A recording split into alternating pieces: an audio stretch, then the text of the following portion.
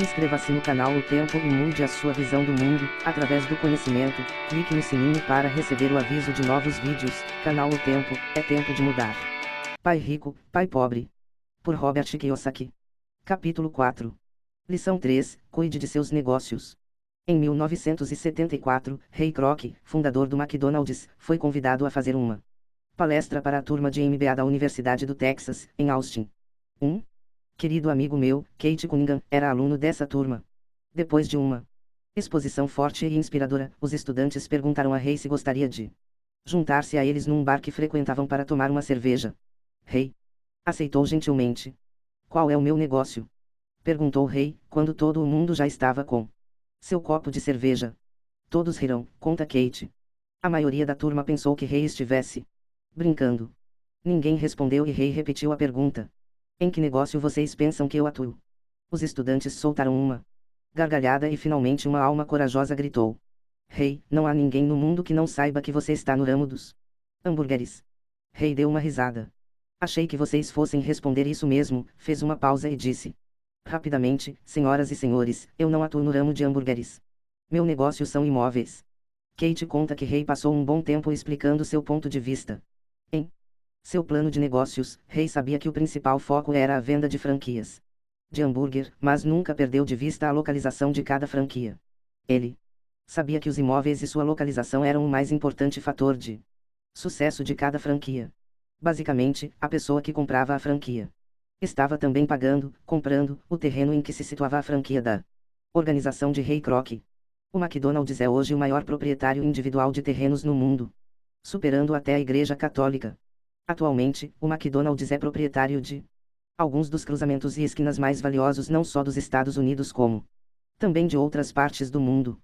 Kate diz que essa foi uma das mais importantes lições que recebeu em sua vida. Atualmente, Kate é proprietário de lava-carros, mas seu negócio são os terrenos que estão por baixo desses lava-carros. O capítulo anterior terminou com diagramas ilustrando que a maioria das pessoas trabalha para todo o mundo menos para elas próprias. Elas trabalham, em primeiro lugar, para os donos das empresas, depois para o governo ao pagar impostos e finalmente para o banco onde fizeram a hipoteca. Quando garoto, não havia nenhum McDonald's por perto. Contudo, meu pai Rico ensinou a mim e a Mike a mesma lição que Ray Kroc deu na Universidade do Texas. É a lição 3 dos ricos. O segredo é, cuide de seu negócio. As dificuldades financeiras são muitas vezes o resultado direto de se trabalhar toda a vida para outras pessoas. Muita gente chegará sem nada ao fim de sua vida de trabalho. Novamente, uma imagem vale 1000 palavras. Aqui está o diagrama da demonstração de renda e do balanço que descrevem o conselho de Ray Kroc. Nosso atual sistema de ensino se concentra em preparar a juventude para os empregos por meio do desenvolvimento de habilidades acadêmicas.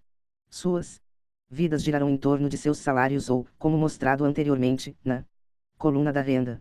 Depois de desenvolvidas as habilidades acadêmicas, os estudantes vão para níveis mais elevados de ensino a fim de desenvolver suas habilidades profissionais. Eles estudam para tornar-se engenheiros, cientistas, cozinheiros, policiais, artistas, escritores, etc. Suas habilidades profissionais lhes permitirão ingressar na força de trabalho e trabalhar por dinheiro. Há uma grande diferença entre sua profissão e seu negócio.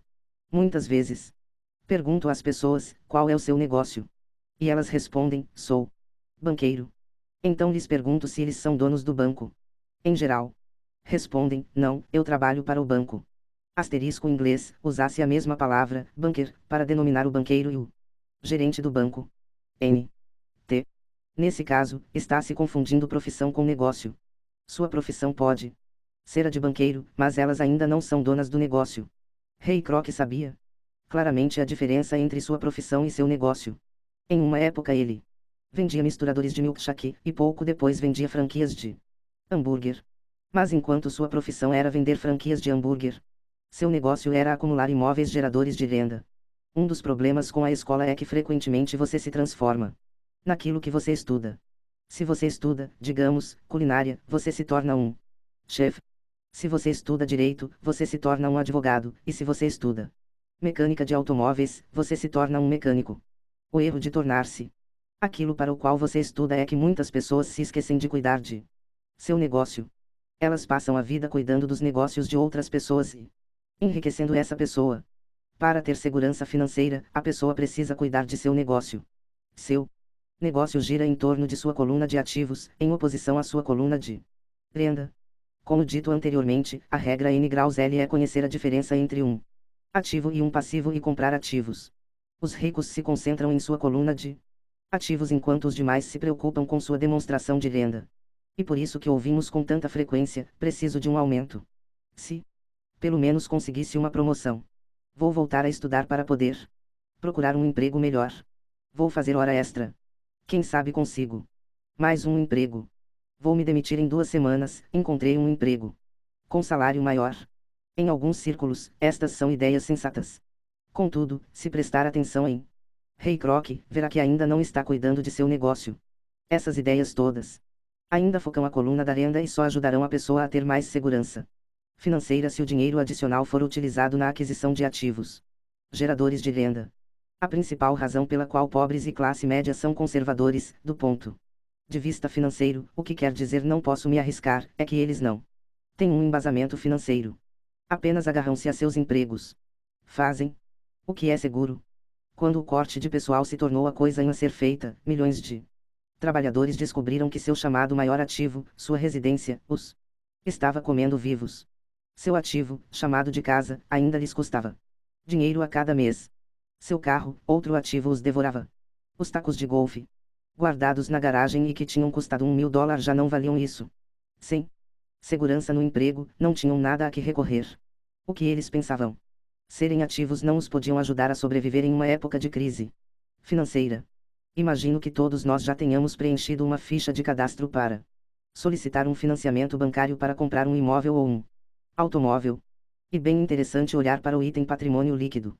É interessante porque é isso que os bancos e as práticas contábeis aceitam como ativo de uma pessoa. Certo dia, minha posição financeira não parecia muito boa para obter um crédito, de modo que incluí meus tacos de golfe, minha coleção de arte, livros, aparelho de som, televisão, ternos Armani, relógios de pulso, sapatos e outros objetos pessoais a fim de aumentar o montante da coluna dos ativos. O empréstimo, entretanto, foi recusado porque eu tinha muito dinheiro investido em imóveis. Os responsáveis pela concessão de empréstimos não gostaram do fato de eu obter uma parte tão grande de minha renda com apartamentos alugados. Eles queriam saber por que eu não tinha um emprego normal, com um salário. Eles não questionaram os ternos Armani, os tacos de golfe ou a coleção de arte. A vida, às vezes, é dura para quem não se encaixa no perfil padrão. Tenho arrepios sempre que ouço alguém falar para mim que seu patrimônio líquido é de $1 milhão ou de $100 mil, ou qualquer outro valor. Um dos motivos por que o patrimônio líquido não é um indicador acurado é simplesmente porque no momento em que você começa a vender seus ativos, seus ganhos são tributados.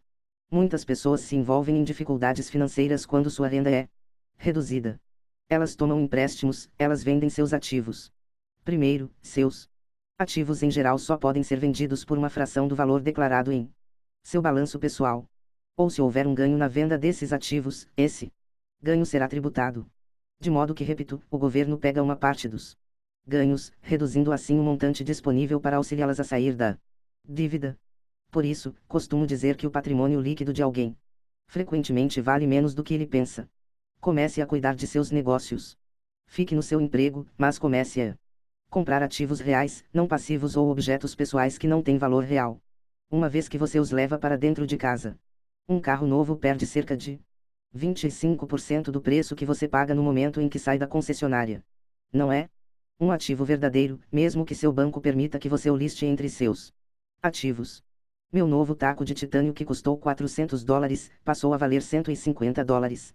No momento em que pisei no campo de golfe. Para adultos, a lição é manter reduzidas as despesas, reduzir os passivos e formar diligentemente uma sólida base de ativos. Para os jovens, que ainda não saíram de casa, é importante que seus pais lhes ensinem a diferença entre ativos e passivos. Faça com que seus filhos comecem a construir uma firme base de ativos antes que saiam de casa, casem, comprem casa, tenham filhos e se encontrem em uma situação financeira difícil, agarrando-se a um emprego e comprando tudo a crédito. Vejo muitos jovens casarem e se verem aprisionados num estilo de vida que não lhes permite sair do atoleiro das dívidas durante a maior parte dos anos de trabalho. Frequentemente, quando o último filho sai de casa, os pais constatam que não Se prepararam adequadamente para a aposentadoria e começam a tentar pôr de lado algum dinheiro. Então, seus próprios pais adoecem e eles se deparam com novas dificuldades. Qual o tipo de ativo que sugiro a você ou a seus filhos adquirirem? No meu mundo, ativos reais se agrupam em várias categorias diferentes. 1. Negócios que não exigem minha presença. Sou o dono deles, mas eles são administrados por outras pessoas. Se eu tiver que trabalhar neles, não é um negócio. Torna-se uma profissão. 2. Ações. 3. Títulos. 4. Fundos mútuos. 5. Imóveis que geram renda. 6. Promissórias. 7. Royalties de propriedade intelectual como música, escritos, patentes. 8. Tudo o que tenha valor, gere renda ou se valorize e tenha um mercado líquido. Quando garoto, meu pai instruído me incentivava a procurar um emprego seguro. Meu pai rico, por outro lado, me incentivava a começar a adquirir ativos que me agradassem.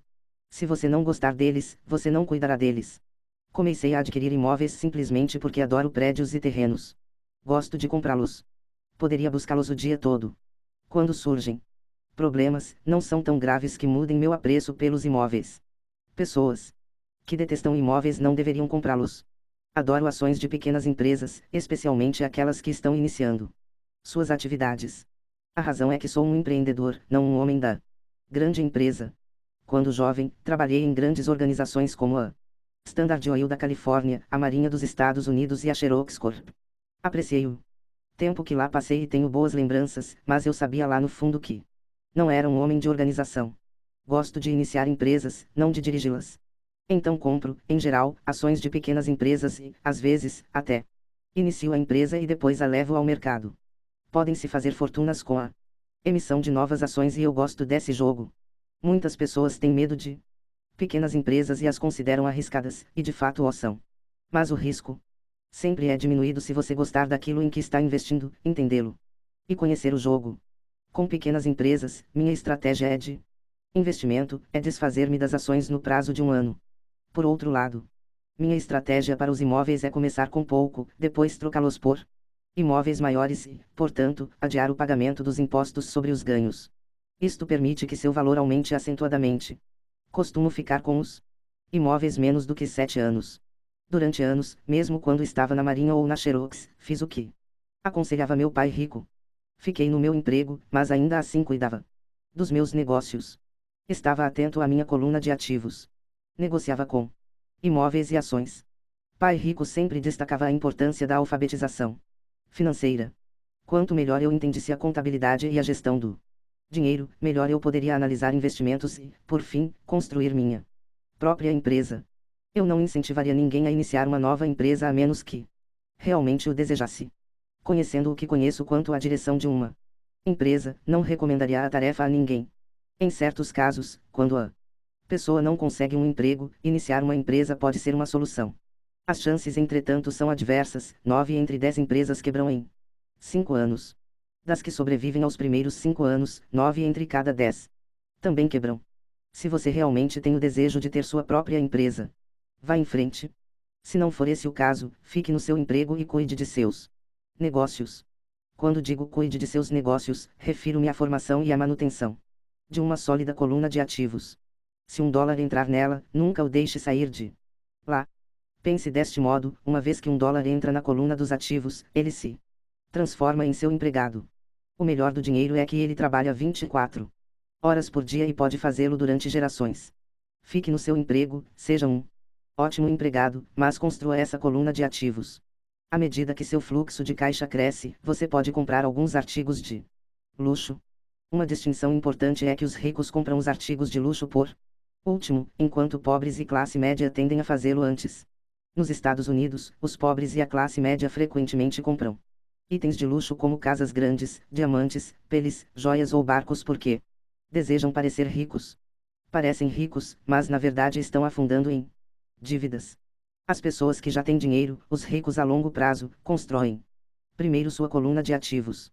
Então, com a renda gerada por sua coluna de ativos, compram os artigos de luxo. Os pobres e a classe média compram artigos de luxo com seu próprio suor, sangue e com a herança de seus filhos. Um luxo verdadeiro é uma recompensa por ter investido e desenvolvido uma coluna de ativos. Por exemplo, quando minha mulher e eu oferimos uma renda maior com nossos apartamentos, ela comprou sua Mercedes. Ela não fez nenhum trabalho extra, ou arriscou sua parte, porque os imóveis compraram um carro. Contudo, ela teve que esperar durante 4 anos enquanto o portfólio de imóveis crescia e finalmente começou a gerar suficiente renda extra para pagar o carro. Mas o luxo, o Mercedes, foi uma verdadeira recompensa. Ela provou que sabia como aumentar sua coluna de ativos. Esse carro significa muito mais para ela do que apenas outro carro bonito. Significa que utilizou sua inteligência financeira para adquiri-lo. O que muita gente faz é comprar compulsivamente um carro ou outro bem de luxo a crédito. Podem estar se sentindo entediadas e desejam apenas um brinquedo novo. Comprar um luxo a crédito leva alguém, mais cedo ou mais tarde, a se ressentir desse luxo, porque o endividamento se torna um ônus financeiro. Depois que você dedicou seu tempo e investiu em seus negócios, está pronto para acrescentar o toque mágico, o maior segredo dos ricos. O segredo que põe os ricos muito à frente da multidão. A recompensa no fim da estrada por ter dedicado diligentemente seu tempo para cuidar de seus negócios.